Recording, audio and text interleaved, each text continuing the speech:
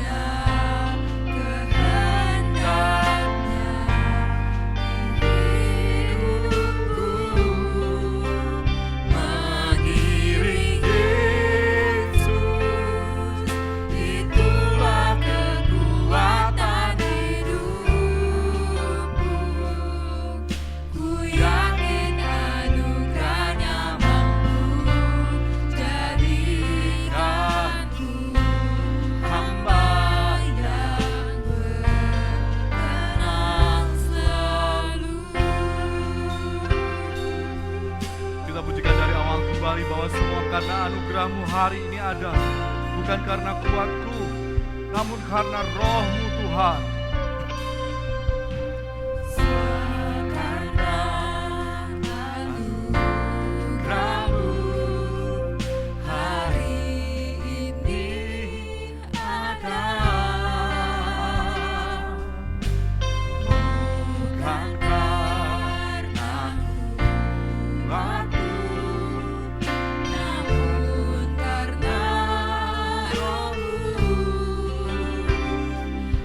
Bawa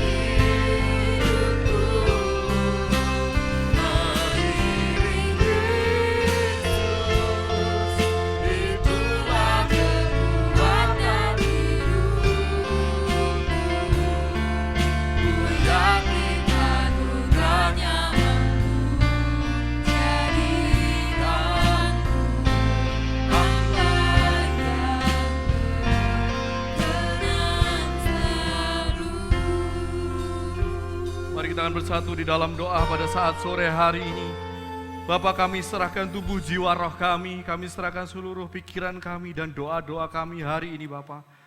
Kami persiapkan semuanya hanya untuk kemuliaan nama-Mu Bapa. Engkau berkati jam doa kami, di rumah kami, di tempat kami masing-masing Bapa. Dan biarlah Engkau yang akan berotoritas, beracara dalam setiap persekutuan kami Bapa.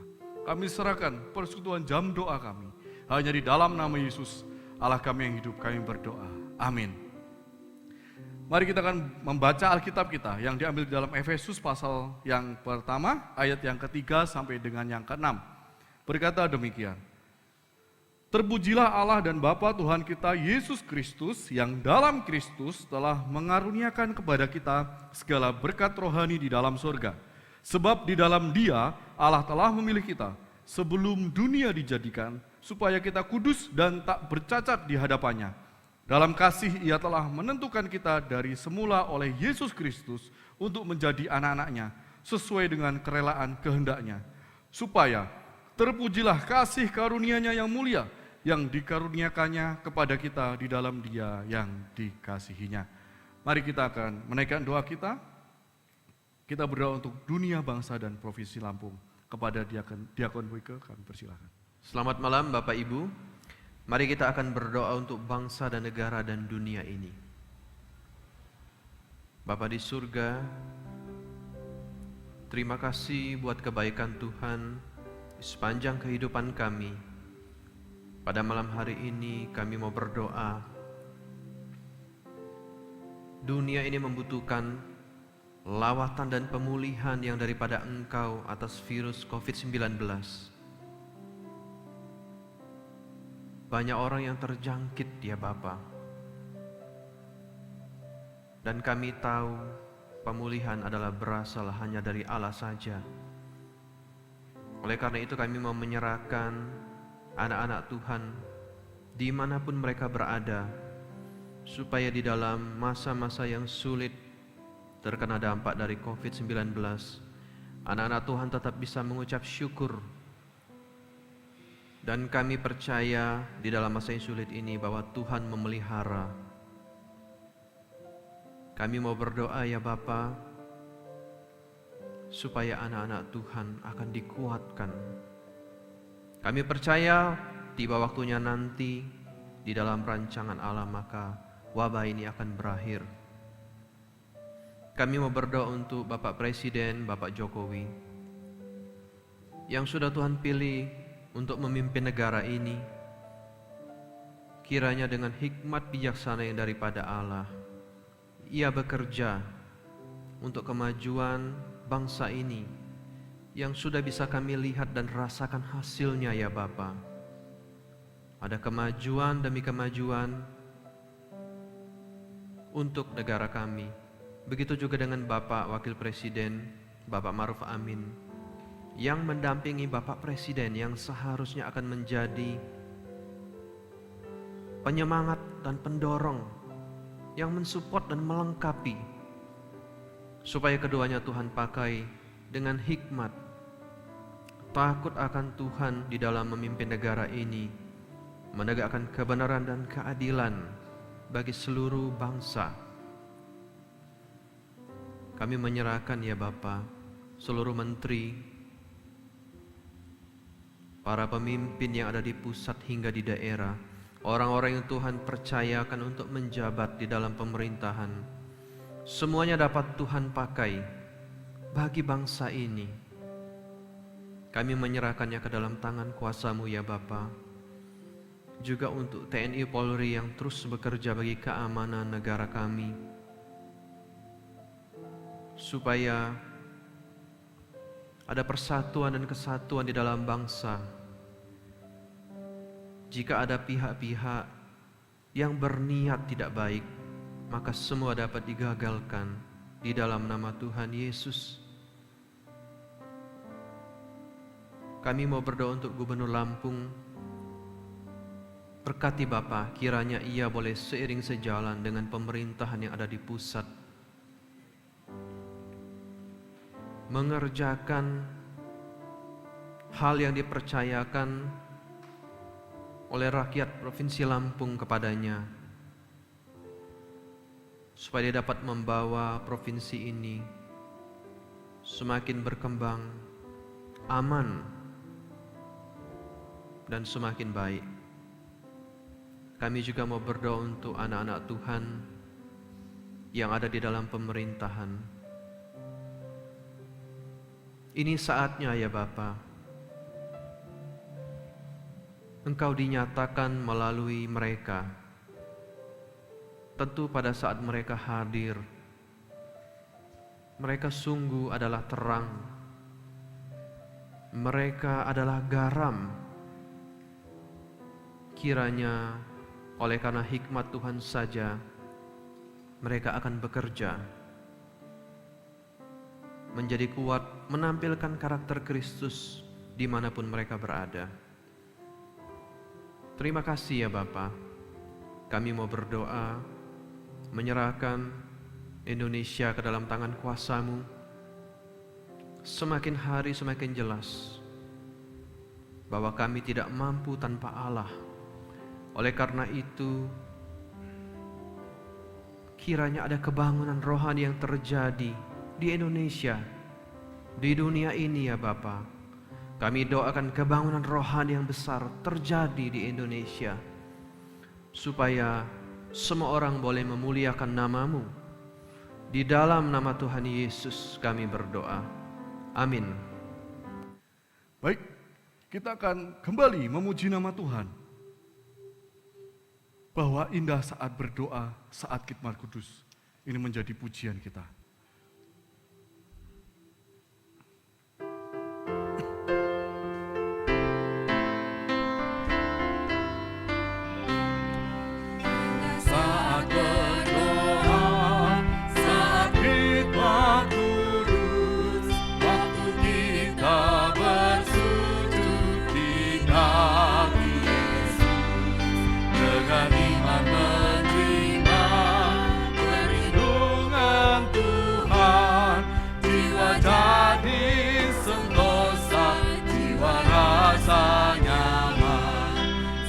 Yang indah kita datang, jiwa jadi sentosa, jiwa jadi tenang. Kita saat berdoa karena Tuhan dekat, dalam kasih sayangnya bercurah berkat. Tuhan sudah bersabda,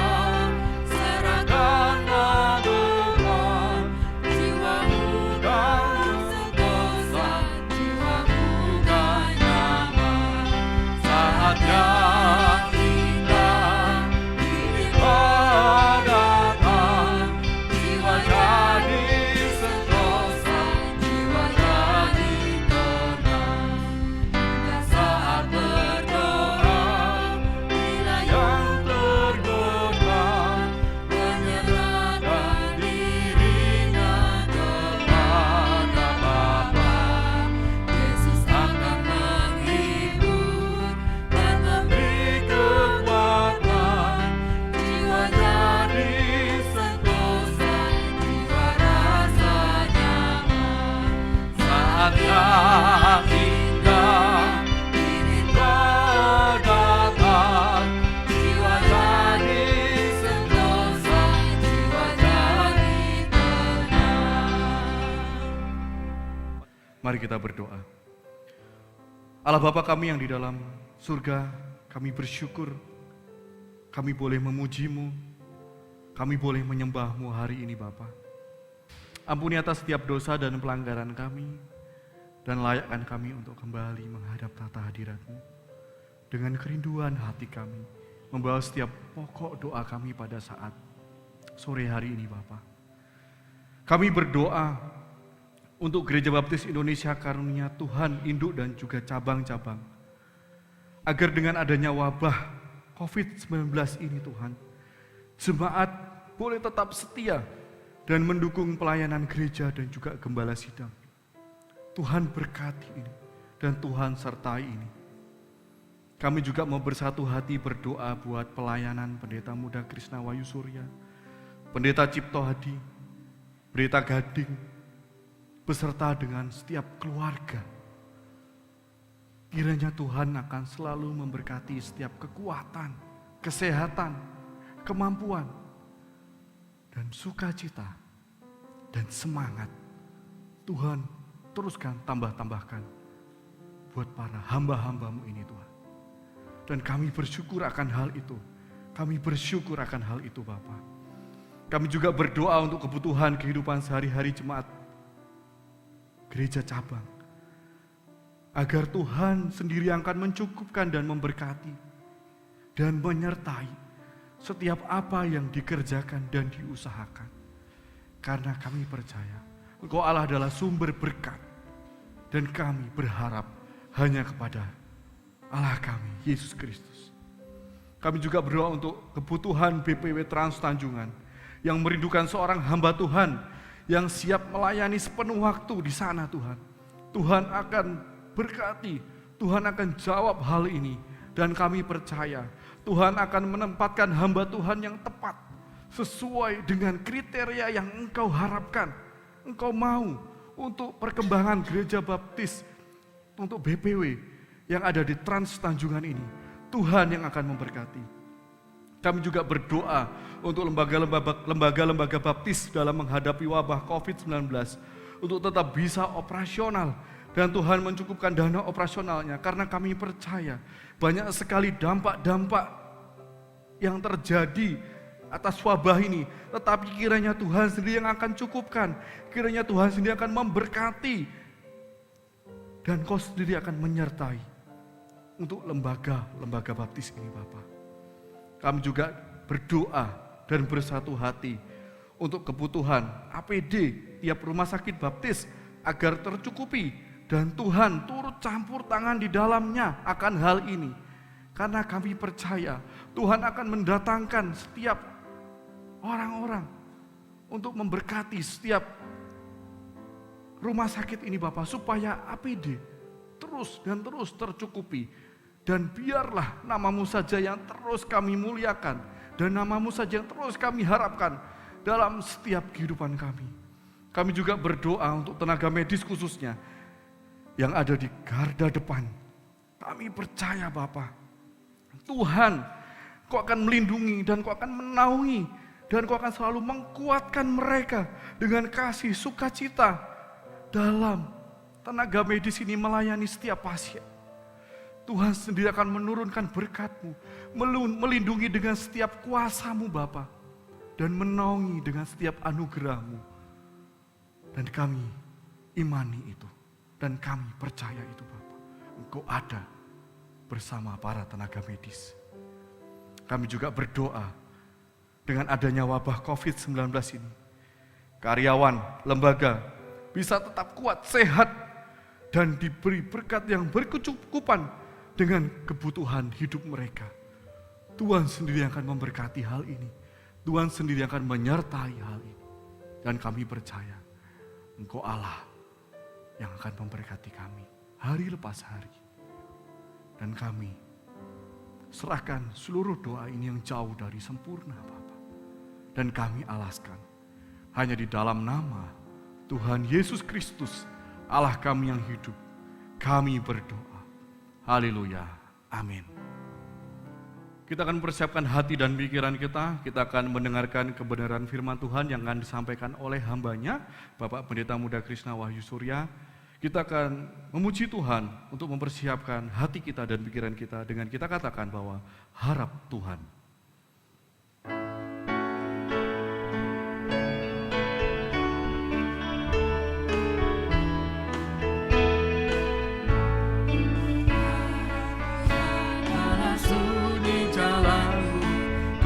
Tuhan tahulah sepanjang jalan, tidak pernah hambanya ditinggalkan.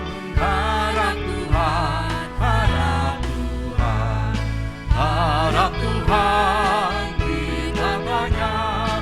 Harap Tuhan, Engkau dijaganya. Maha kuasa tindakannya,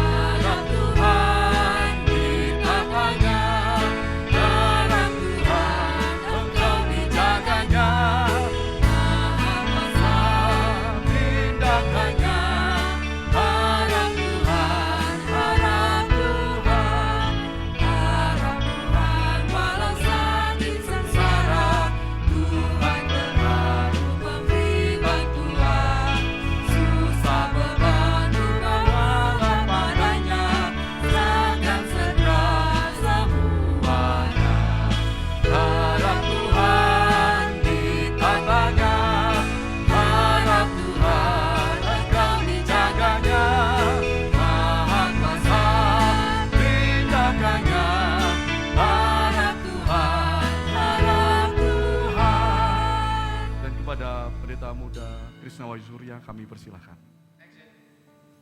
Selamat malam jemaat yang dikasihi Tuhan.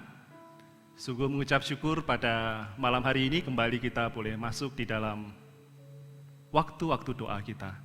Dan kebenaran firman Tuhan pada malam hari ini melandasi saat kita berdoa. Kembali kita diingatkan dari Efesus pasal yang pertama, ayat yang ketiga sampai dengan yang keenam.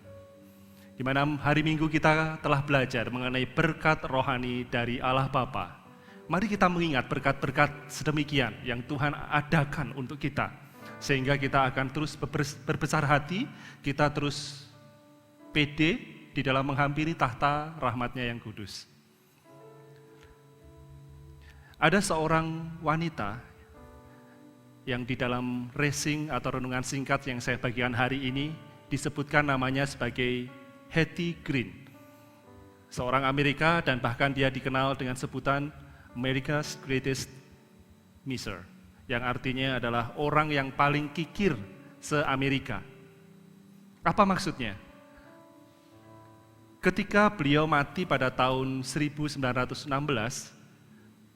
beliau ini meninggalkan harta milik lebih dari 100 juta US dollar. Bisa dibayangkan untuk waktu atau tahun 1916 tentu saja ini nilainya sangat luar biasa. Saat ini kita akan melihat mengapa ia disebut sebagai orang yang paling kikir di dunia. Sedangkan ia sendiri pada waktu masa meninggalnya atau matinya meninggalkan harta warisan yang begitu luar biasa. Hari-hari dia selalu makan oatmeal atau sejenis makanan yang ada baiknya kalau mau dimakan cukup hangat, tetapi dia tidak mau menghangatkannya. Oleh karena dia merasa perlu biaya untuk memanaskan makanan. Terlalu mahal untuk memanaskan makanan. Dan yang paling parah adalah mengenai anaknya. Kaki anaknya yang laki-laki terpaksa diamputasi oleh sebab dia terlalu lama untuk menunda untuk mendapatkan suatu pengobatan klinik gratis. Sebenarnya dia mampu ya, tetapi inilah kenapa akhirnya ia disebut sebagai orang paling kikir di Amerika. Bahkan kedengarannya mungkin gila, nggak masuk akal. Namun bukankah kita atau mungkin sebagian dari kita orang-orang percaya berlaku sama seperti Ibu Hetty Green ini? Bahwa kita orang-orang yang diperkaya di dalam Tuhan. Bahwa kita adalah orang-orang yang oleh Allah Bapa telah diberi berkat rohani yang begitu luar biasa. Kadang-kadang kita berlaku seperti pribadi atau orang-orang percaya yang berkeputusasaan, diliputi kekhawatiran dan juga hal-hal lain yang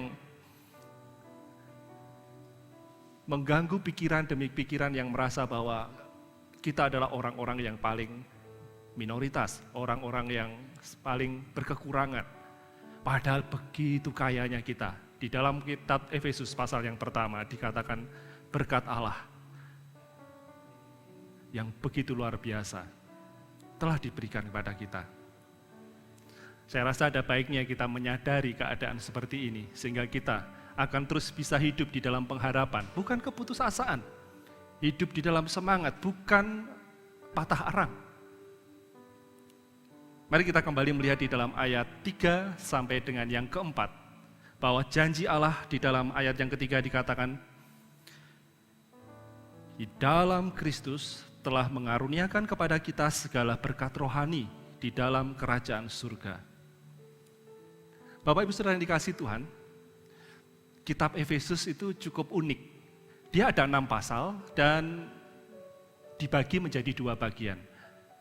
Pasal yang pertama sampai yang ketiga itu berkaitan dengan doktrin atau ajaran.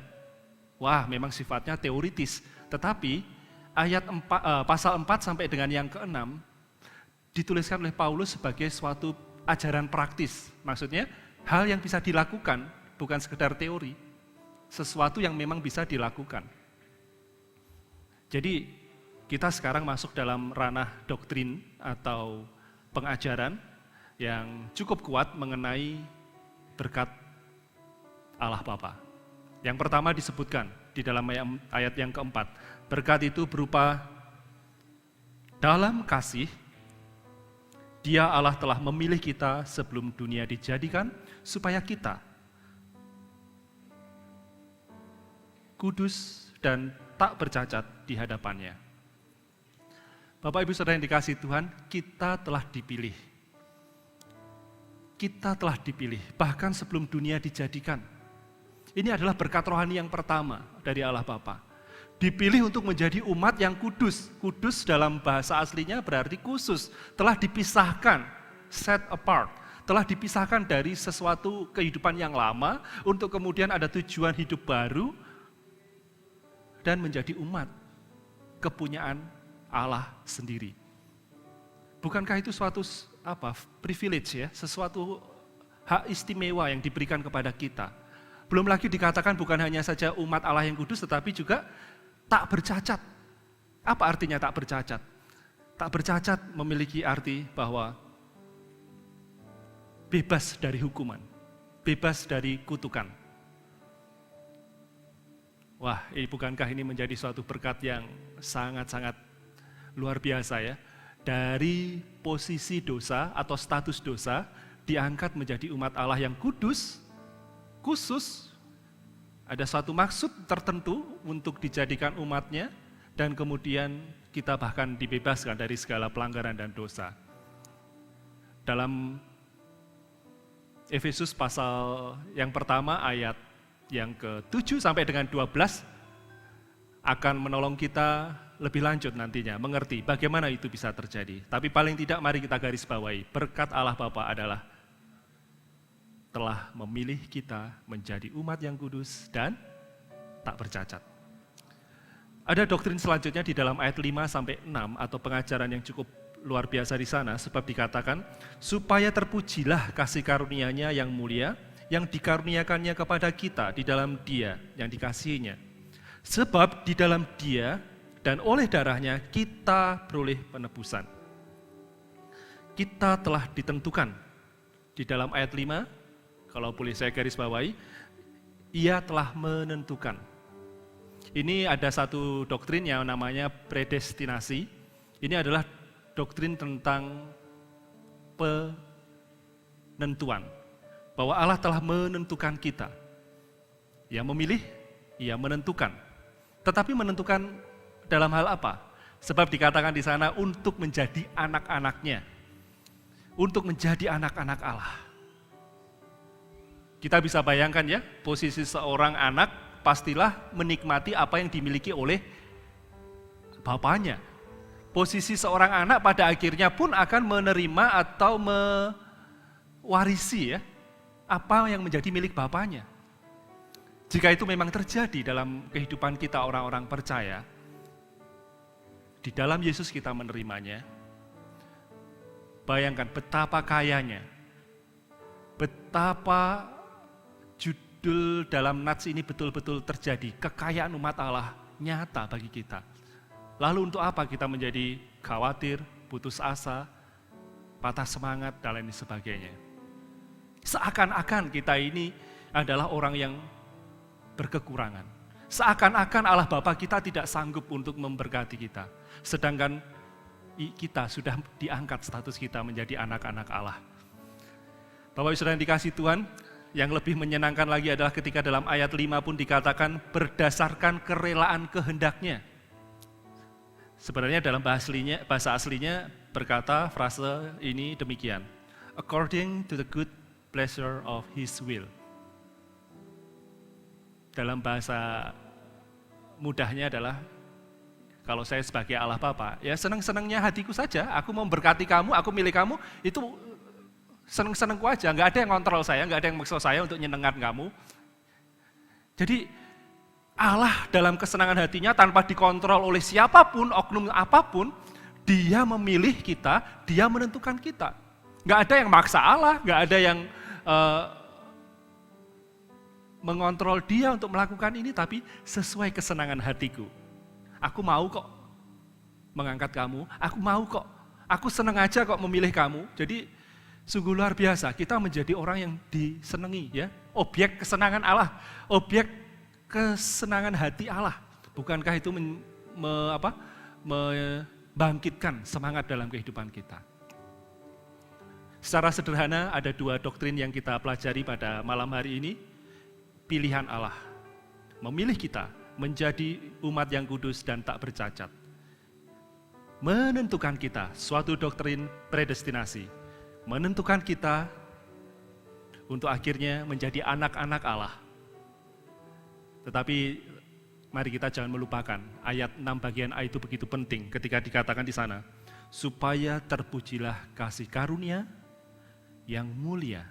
Pada akhirnya ketika kita diangkat, dipilih, ditentukan menjadi umat yang kudus dan menjadi anak-anak Allah, tujuan akhirnya adalah supaya terpujilah namanya, supaya dimuliakanlah namanya. Melalui hidup kita, mari kita memuliakan namanya. Jika dalam hidup kita merasa bahwa sulit, atau jangan-jangan seperti Ibu Hetty Green tadi, menjadi kikir secara rohani, menjadi pelit secara rohani, ingat kita sudah diperkaya. Kita sudah menjadi umat yang ditebus, ditentukan, dipilih. Bukan saja kita nikmati pada masa kita hidup, tetapi kelak di surga suatu warisan harta rohani bagi anak-anak Allah, bagi Anda, bagi saya. Selamat menikmati berkat Allah Bapa. Memilih Anda menjadi anak-anaknya, menentukan kita sekalian. Tuhan berkati kita sekalian. Amin. Selanjutnya jemaat Tuhan, kita akan meneruskan doa untuk pokok-pokok doa yang akan dibagikan dalam WhatsApp group setelah ibadah jam doa ini berakhir. Silakan Bapak Ibu Saudara, terutama yang berkeluarga, kepala keluarga dapat memimpin keluarganya mendoakan setiap pokok-pokok doa dan juga pokok doa pribadi Anda di rumah masing-masing. Kita mengakhiri ibadah jam doa, kita naikkan satu lagu, bagian ref dari nomor 250, Harap Tuhan.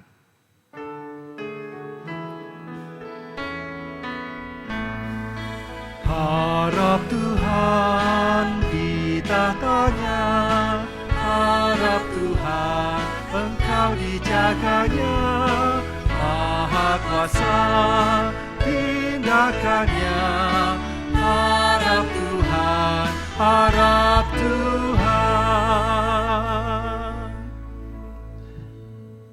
Sungguh besar anugerah-Mu yang telah mengangkat kami menjadi anak-anak-Mu, menentukan kami dari semula, bahkan memilih kami untuk menjadi umat-Mu yang kudus. Kini kami menghampiri tahta-Mu dalam doa-doa kami. Mohonkan berkat yang dari Allah Bapa, kasih karunia dari Yesus Kristus, dan kuat kuasa Roh Kudus menyertai jemaat Tuhan sekalian dari sekarang hingga Maranatha. Amin. Selamat berdoa, Tuhan memberkati kita sekalian.